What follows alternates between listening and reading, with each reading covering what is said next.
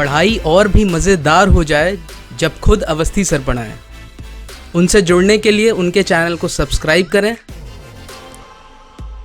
और bell icon को दबाएं उनके लेक्चर्स को सबसे पहले देखने के लिए।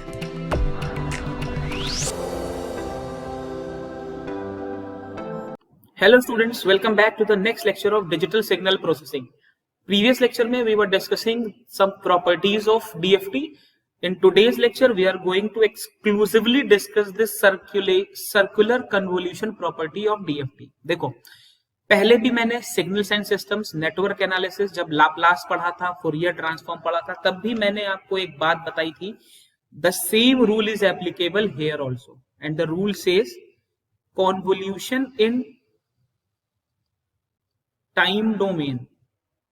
आपको याद होगा तो मैंने आपको लाप्लास में बताया था, convolution in time domain is multiplication in frequency domain. ये ध्यान रखिएगा।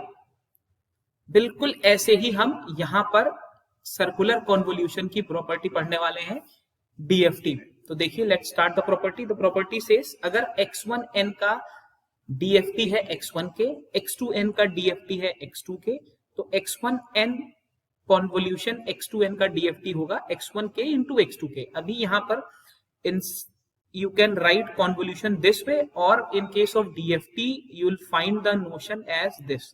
Both are similar. If you have a habit of writing this, okay, otherwise it would be better if you start writing it this way in case of DFT, but दोनों ही सही हैं, no issues। ठीक है, simple property है। Convolution क्या है ये आप जानते हो, कॉन्वोल्यूशन इंटीग्रल भी हम देख चुके हैं नेटवर्क में। कॉन्वोल्यूशन प्रॉपर्टी का प्रूफ मैंने सिग्नल्स एंड सिस्टम्स में कराया था फॉर CTFT। यहां पर सिंस ये प्रॉपर्टी वेटेज रख रही है आपके सेमेस्टर एग्जाम्स में, at times you are asked to directly prove the circular convolution property of DFT। It's a very very important property as far as your semester examinations are concern, और आपको circular convolution पर question भी मिलता है। तो इस lecture में हम दोनों ही चीजें कवर करेंगे, प्रॉपर्टी का प्रूफ भी और सर्कुलर कन्वोल्यूशन भी। ठीक है, चलो। अच्छा, एक चीज और है, कुछ प्रॉपर्टीज डीएफटी की सीटीएफटी और डीटीएफटी से मैच करती हैं। वो सभी लिंक्स मैंने आपके व्हाट्सएप ग्रुप पर शेयर कर दिए हैं, तो जस्ट गो थ्रू दोस लिंक्स। हम वहां पर दोबारा प्रूफ नहीं करने वाले। ठीक है, चलो सर्कुलर कन्वोल्यूशन प्रॉपर्टी स्टार्ट करते हैं। अगर if I wish to write the value of x1 के, तो x1 के मैं कैसे लिखूंगा? n running from 0 to n-1, this is x1n e to the power minus j 2 pi upon n kn. This is the basic formula that we use. ठीक है ना। ऐसे ही हम x2k कैसे लिख सकते हैं? x2k will be summation n running from 0 to n-1। यहां पर देखिए, मैं x2l मैं दूसरा नॉमेनक्लेचर यूज कर रहा हूं सिर्फ डिफरेंशिएट करने के लिए अपने वेरिएबल्स को। ठीक है, n and l are two different variables, तो यहां पर आ जाएगा e to the power minus j 2 pi upon n k into l, right. इसमें यहां तक कोई प्रॉब्लम नहीं है। And in both the cases k runs from 0, 1 up to n-1, तो these are the ranges of the k। ठीक, अच्छा, अगर मैं आपको बोलूं कि x1 कॉन्वोल्यूशन x2, इसको मैं लिख दूं x3m, फिर से देखो मैंने वेरिएबल चेंज कर दिया ताकि कंफ्यूजन ना रहे टाइम डोमेन में। तो इसका डीएफटी आपका फ्रीक्वेंसी डोमेन में मेरे को मिल जाएगा, this will B x3k, right. तो मैं क्या लिख सकता हूं? आई कैन राइट, भाई x3k क्या है? x3k is nothing but the multiplication of x1k and x2k। तो I can write x3k as x1k into x2k। यहां तक वेल एंड गुड, कोई प्रॉब्लम नहीं है। Now what I will be doing, इस x3k से if I wish to write x3m, तो ये कितना आ जाएगा? This will be the inverse Fourier transform. तो इनवर्स फोरियर ट्रांसफॉर्म में मैं 1/n लगा दूं, k का लिमिट लगा दूं 0 से n-1, यहां पर आ जाएगा x3k, और यहां पर आ जाएगा e to the power, जहां पर माइनस था वहां पर प्लस आ जाएगा j 2 pi upon n into km। Fine, this will be my expression for x3m। Important है, ध्यान से देखिएगा, बहुत इजी प्रूफ है। अगर आपको बेसिक क्लियर है तो कोई प्रॉब्लम नहीं। अब in place of this x3 I can write x3m is 1 upon n, k running from 0 to n minus 1. x3k is nothing but x1k into x2k e to the power j 2 pi upon n into k into m. Now what I have to do is I have to put the values of x1k and x2k. These are the values. So I just have to replace x1k with these values. So on doing this, my x3m will be 1 upon n will remain as it is. This summation will run from k is equal to 0 to n minus 1. In place of x1k, I would rather write this will be summation n running from 0 to n minus 1. x1k is x1n e to the power minus j 2 pi upon k into kn, right? In place of x2k, I will be writing summation L running from 0 to n minus 1. ध्यान से देखेंगे मैंने यहाँ पर इसको L किया हुआ है, ये ठीक है ना, यहाँ पर x2L है, तो यहाँ पर भी चेंज कर लो, इस समेशन को L कर लो, डू दिस L. तो यहाँ पर this will B L running from x2L e to the power minus j 2 pi upon n into k into L, right? यहां तक कोई प्रॉब्लम नहीं है. और साथ में मेरा ये पूरा ब्रैकेट में है and I have this term which is e j 2 pi upon n into k into m. Clear है? पॉज करो, इसको चेक कर लो, इजी है. अब मैं थोड़ा सा समेशंस को इधर उधर कर रहा हूं, ध्यान से देखना क्या कर रहा हूं. 1 upon n summation k running from 0 to n minus 1. इसको मैंने ऐसे ही लिखा रहने दिया, इसको एक साथ कर लिया, यहां पे मैंने ब्रैकेट लगाया. This is n running from 0 to n minus 1 x1n. ठीक, इसमें कोई डाउट नहीं है, क्लियर है. और इसको बल्कि आप ऐसे कर लो, इस समेशन को भी यहां से हटा दो, इस समेशन को भी यहां से हटा दो, ऐसे कर लो. इस समेशन को यहां पर ले लो एक साथ, ये हो गया तुम्हारा n रनिंग फ्रॉम 0 से n minus 1 x1n. ऐसे ही l running from 0 to n minus 1 x2l. और जो तीसरा समेशन था ये वाला, इसको मैं बाहर ले आऊं, इसको मैं कर दूं k running from 0 to n minus 1. ठीक, अब e टू दी पावर वाले सभी टर्म्स लिख लीजिए. e to the power minus j 2 pi upon, यहां पर n होगा 2 pi upon n into k n into e to the power minus j 2 pi upon n into k l into e to the power j 2 pi upon n into k n. Base same है तो parts add हो जाएंगी, तो मेरे को वही करना है. Let me add these parts. This is 1 upon n, n running from 0 to n minus 1 x1n, L running from 0 to n minus 1 x2l, and here you will be getting k is equal to 0 to n minus 1. This will be e j 2 pi k, and यहाँ पर you will be getting m minus n minus l divided by n. तो ये मेरा summation वाला part हो जाएगा. Clear है?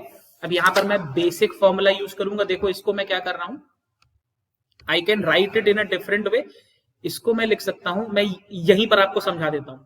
e to the power j 2 pi upon n m minus n minus l to the power के, ऐसे लिख सकता हूं. एक ही बात है, इसमें कोई प्रॉब्लम नहीं है. और मैंने क्या किया, मैंने इसको मान लिया कि दिस इज a. इस पूरे टर्म को मैं बोल देता हूं a.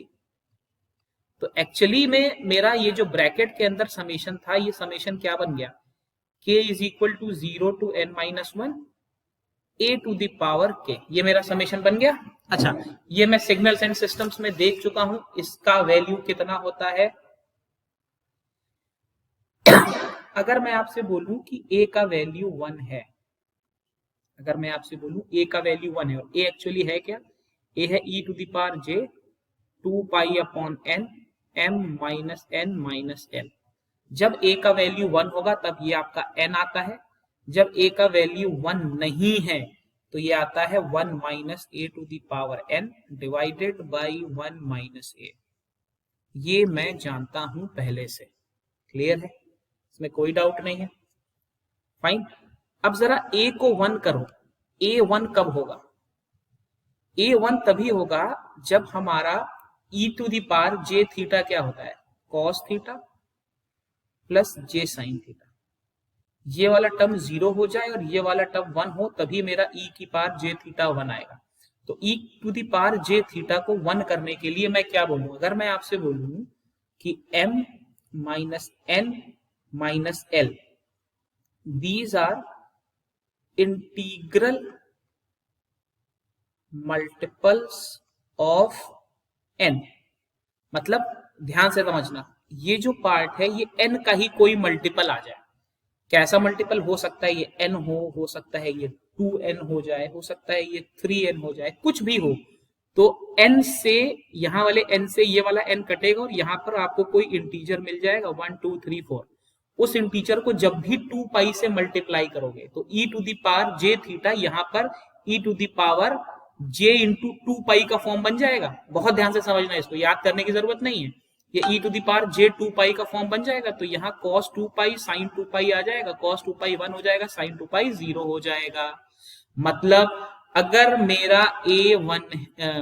मेरा m minus n minus l integral multiple हो गया तो मेरा ये वैल्यू 1 हो जाएगा, इसमें कोई डाउट तो नहीं है, राइट? क्लियर है? फिर से देख लो, अगर मेरा ये एक कैपिटल N का इंटीगर मल्टीपल हो गया तो मैं इसको लिख सकता हूं m minus n minus l is some integer into m। This integer can be 1 2 3 और any value. In either cases you will be getting e to the power j 2 pi and this summation will give you n। Clear है?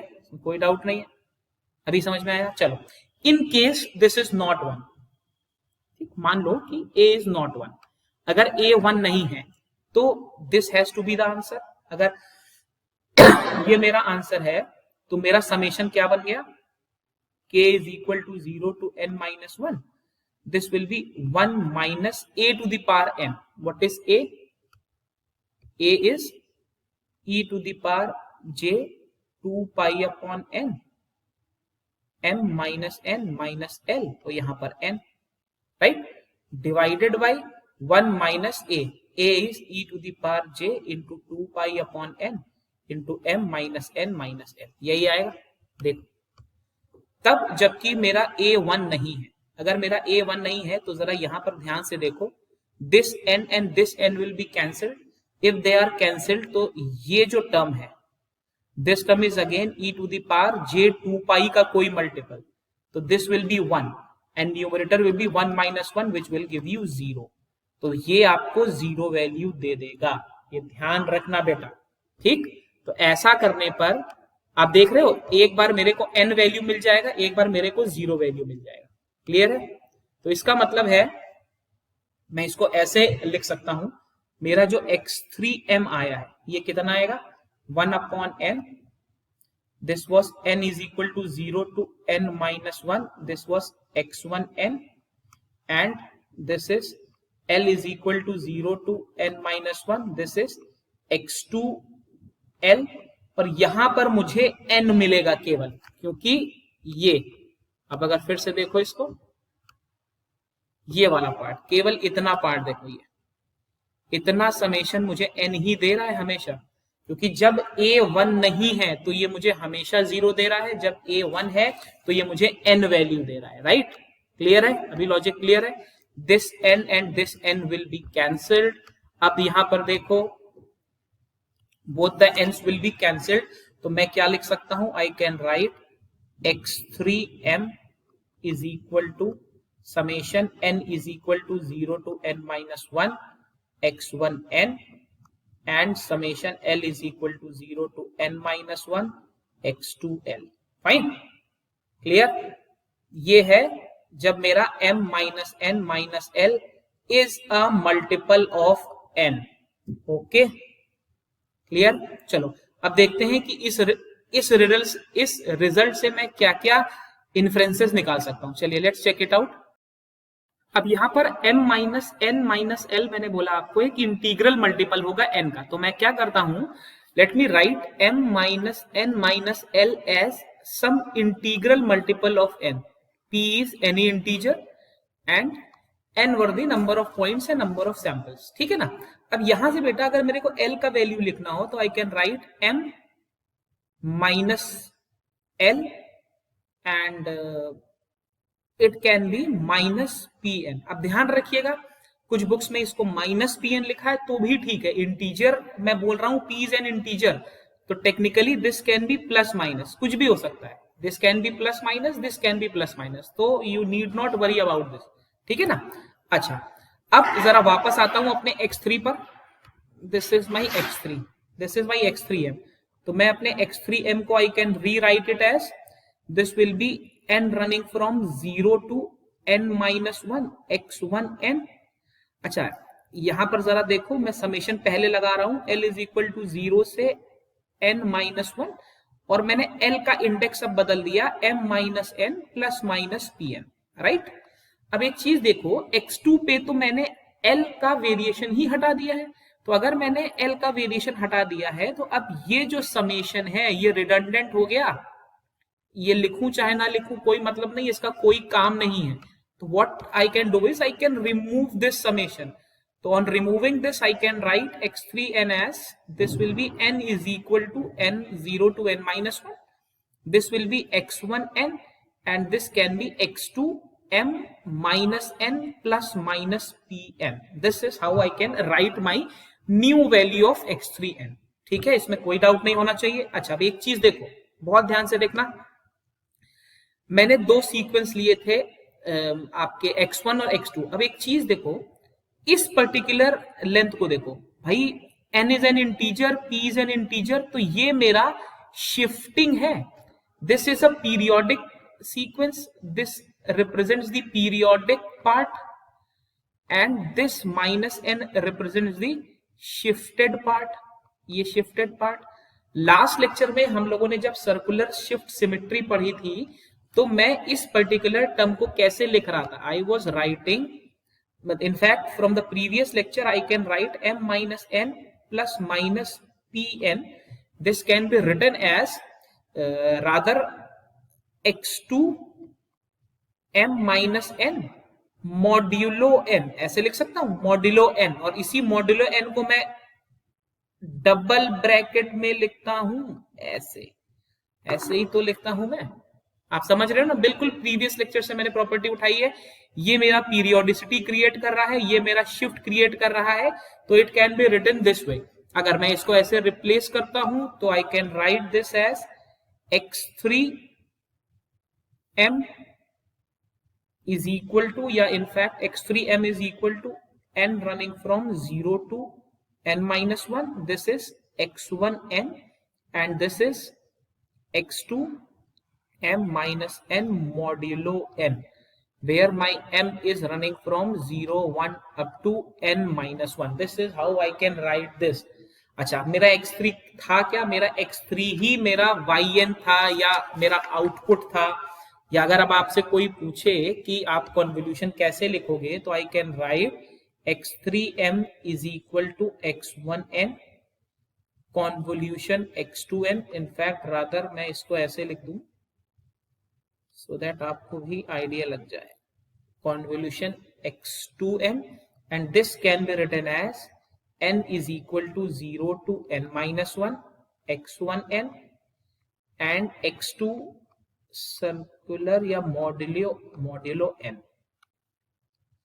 this becomes my final expression for my circular convolution property, very important property for your semester exam point of view, इसको ध्यान रखेंगे। Okay अब ये तो हुई property, question कैसे आएंगे देखो, सर्कुलर कॉन्वोल्यूशन ये मैं तीन तरीके से कर सकता हूं, ठीक। पहला ग्राफिकल मेथड, इसको पहले यहीं समझ लो बेसिक क्या है। Using DFT and IDFT using matrix method, ये तीन तरीके हैं जिनसे मैं सर्कुलर कॉन्वोल्यूशन कर सकता हूं। सबसे कन्वेंशनल तरीका है यूजिंग DFT एंड IDFT। क्यों है? क्योंकि इसमें मैं टॉडलर फैक्टर का भी आगे इस्तेमाल करूंगा और ये कंप्यूटेशन इजी हो जाता है बाद में FFT एल्गोरिथम्स यूज करने से। तो अगर आपसे कोई पूछे तो सबसे कन्वेंशनल और सबसे इंपॉर्टेंट DFT और IDFT से ही सर्कुलर कॉन्वोल्यूशन है। Next is important point of view से बता रहा हूं, next is graphical method. Again it is an important method because यहां पर हम दो कॉन्सेंट्रिक सर्कल्स पे रोटेट करके अपने फंक्शन का वैल्यू निकालते हैं। And the least important and the easiest one is the matrix method. तो ग्राफिकल मेथड के लिए हम सेपरेट लेक्चर बनाएंगे। इसी लेक्चर में हम सर्कुलर और लीनियर कॉन्वोल्यूशन का कन्वर्जन देख लेंगे। यूजिंग DFT एंड IDFT हम अलग लेक्चर बनाएंगे और मैट्रिक्स मेथड में आपको इसी लेक्चर के कंटिन्यूएशन में बता रहा हूं। तो हम इस लेक्चर में सर्कुलर कॉन्वोल्यूशन करना सीखते हैं मैट्रिक्स मेथड से। ठीक, बहुत ही ज्यादा इजी है। एक चीज जरा और ध्यान रखनी है, एक टर्म आता है जीरो पैडिंग। जीरो पैडिंग, अब ये समझ लो जीरो पैडिंग क्या होता है। मान लो मुझे x1n और x2n इन दोनों सीक्वेंसेस का सर्कुलर कॉन्वोल्यूशन निकालना है। इसमें मेरे पास 4 पॉइंट है, इसमें मेरे पास 3 पॉइंट है। तो मुझे क्या करना पड़ेगा? मुझे एक पॉइंट या एक जीरो यहां पर ऐड करना पड़ेगा सैंपल्स में। मतलब it's like I have got A B C D and I have got F G H। अब इन दोनों का सर्कुलर कॉन्वोल्यूशन करने से पहले मुझे इसको करना पड़ेगा F G H 0। तो this addition of zero is called zero padding.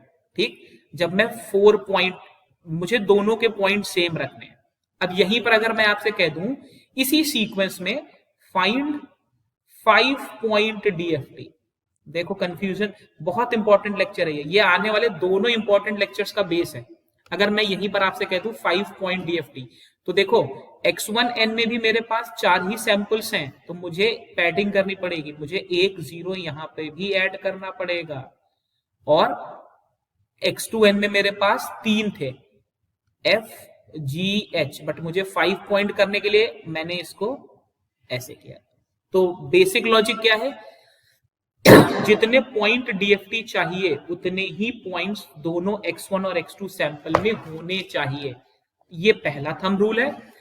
अगर एक में उतने पॉइंट हैं और दूसरे में नहीं है तो भाई मैं सिंपल दूसरे में जीरो पैडिंग कर दूंगा। राइट, चलो अब एक बेसिक क्वेश्चन से तुम्हें समझाते हैं कैसे हो सकता है। क्वेश्चन लिखते हैं, आपको एक सीक्वेंस दिया है xn is 1 2 3 1 and yn is not yn, rather this is hn. A sequence hn is given, that is 4 3 2 2. You have to find circular convolution. देखो ये मेथड यहां पर इसलिए बता रहा हूं, इससे आप तुरंत आंसर निकाल सकते हो। तो आपको आंसर पहले से ही पता रहेगा। ठीक है, आप कैलकुलेटर से मैट्रिक्स सॉल्व कर लेते हो। तो ym ये क्या होता है? x1n convolution x2n। और कॉन्वोल्यूशन के बारे में आप ये भी पहले से जानते हो सिग्नल सेंस सिस्टम से, ऐसे भी लिख सकता हूं। ठीक, कोई टेंशन नहीं। तो सबसे पहले मैं क्या करूं, मैं जैसे जैसे मैं कर रहा हूं आपको भी वैसे वैसे करना है। ठीक है, तो मैं ऐसे कर लेता हूं, इसको यूज कर लेता हूं, मतलब x2 को पहले कर रहा हूं। तो सबसे पहले मुझे y 4 सैंपल मिलेंगे, y0 y1 y2 y3। मैंने ये मैट्रिक्स बना ली, कोई प्रॉब्लम नहीं। यहां पर देखो ये है मेरा h0, ये मेरा h1, ये मेरा h2, ये मेरा h3।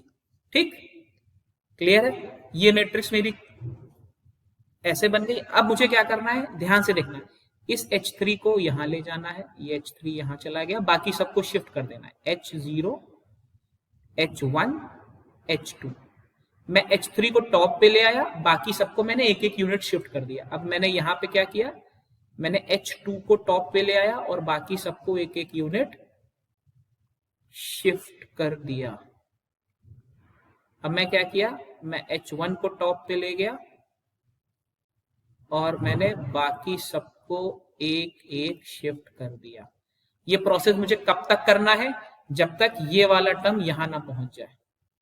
ठीक, अब ये वाला टर्म यहां पहुंच गया, इसको मैंने बंद किया और यहां पर मेरे पास क्या है, x0 x1 x2 x3। Fine, इस मैट्रिक्स का जो भी आंसर आएगा that will be my convolution result. तो करके देखते हैं। मैं क्या करता हूं बेटा, इसको नोट कर लो। तो मैं ये यहां से रब कर रहा हूं, ये वाला part I am erasing this part और यहीं पर मैं सारी वैल्यूज लिखता हूं। ठीक है, तो बहुत सिंपल है, 2 मिनट में आप मल्टीप्लिकेशन कैलकुलेटर से कर ही सकते हो, कोई इशू नहीं है। तो 4 3 2 2, अब इस 2 को मैं ले गया ऊपर, तो ये हो गया 2 4 3 2। उसके बाद इस 2 को ऊपर ले गया 2 2 4 3, इस 3 को ऊपर ले गया 3 2 2 4। क्लियर, ये दोनों मैट्रिक्स मैंने मल्टीप्लाई कर ली। यहां पर मेरे को क्या लिखना है, x0 x1 x2 x3, x of 0 is 1 2 3 1, right. अब सिंपल मुझे ये मैट्रिक्स मल्टीप्लाई करनी है। मल्टीप्लिकेशन आपको आता है, जब आप मल्टीप्लाई करोगे, मैं सीधे आंसर लिख रहा हूं, कैलकुलेटर से मल्टीप्लाई कर सकते हो, y0 y1 y। I hope and wish कि सभी को मैट्रिक्स मल्टीप्लिकेशन पता है, तो I am not going to repeat it. 17 19 22 19, this will be your result for circular convolution. तो देखो, इस पर्टिकुलर मेथड को मैंने इस लेक्चर में डेलिबरेटली बताया है। क्यों बताया है, सबसे इजी मेथड है। कोई भी क्वेश्चन आए, कैसा भी सीक्वेंस हो, आप 2 मिनट में मैट्रिक्स से आंसर निकाल सकते हो। अब मान लो तुमसे वो कह रहा है यूजिंग डीएफटी एंड आईडीएफटी, कोई बात नहीं भाई, हम डीएफटी और आईडीएफटी से करेंगे, बट आंसर तो मुझे पहले ही मालूम है। तो आप इतने स्मार्ट हो ही अब कि आंसर सेमेस्टर में मैच करा दोगे, राइट। आई होप आपको लेक्चर अच्छा लगा, it was helpful. Please like the lectures. Thank you for the subscription. अच्छे सब्सक्रिप्शन आ रहे हैं, watch time is beyond my imagination, but likes थोड़े कम है, तो please like the lectures. And in the next lecture, I'll be discussing the circular convolution through graphical methods. Stay safe and thank you.